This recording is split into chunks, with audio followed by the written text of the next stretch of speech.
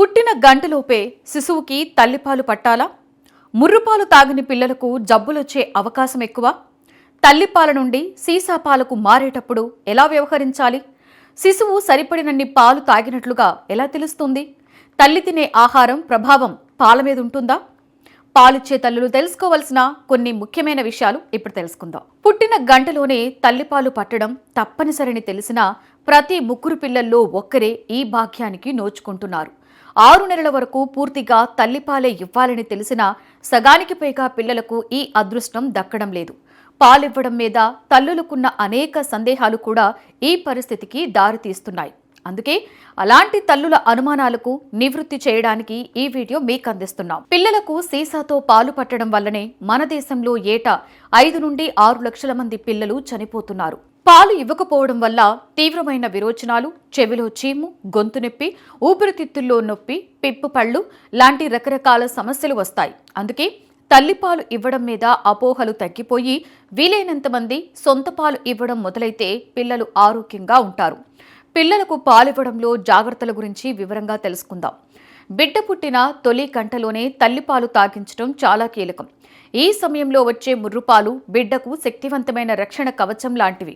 ఇదే మనం బిడ్డకు ఇచ్చే మొదటి టీకా అని కూడా చెప్పుకోవచ్చు. ముర్రుపాలలో శిశువులకు అత్యావశ్యకమైన పోషకాలతో పాటు రోగనిరోధక శక్తి పెంచే యాంటీబాడీలు కూడా ఉంటాయి. ఇవి బిడ్డను ఇన్ఫెక్షన్ల బారిన పడకుండా కాపాడతాయి.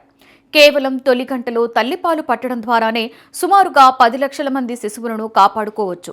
సిజరియన్ కాన్ పైన కూడా వీలైనంత త్వరగా తల్లిపాలు ఇవ్వడం మొదలు పెట్టాలి.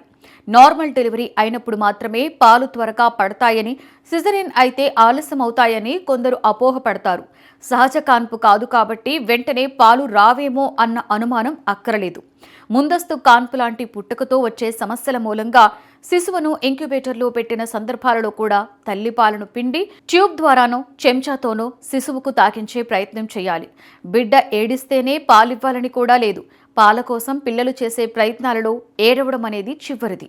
అంతకుముందు చప్పరించినట్లుగా చప్పుడు చేయడం, గుప్పిళ్లతో నోటిని రుద్దుకోవడం, సున్నితమైన కూతలు, కళ్ళు అటూ ఇటూ వేగంగా తిప్పడం, ఒక రకమైన చికాకుతో కదలడం వంటివి చేస్తుంటారు.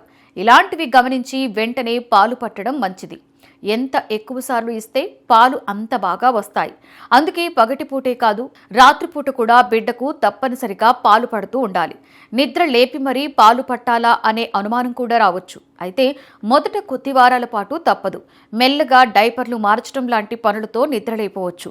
ఒకవైపు పూర్తిగా పాలు తాగక రెండో వైపు పట్టడం అలవాటు చేసుకోవాలి. ఎందుకంటే దాహం తీర్చే పలుచటి పాలు, ఆ తరువాత చిక్కటి మేగడ పాలు వస్తాయి.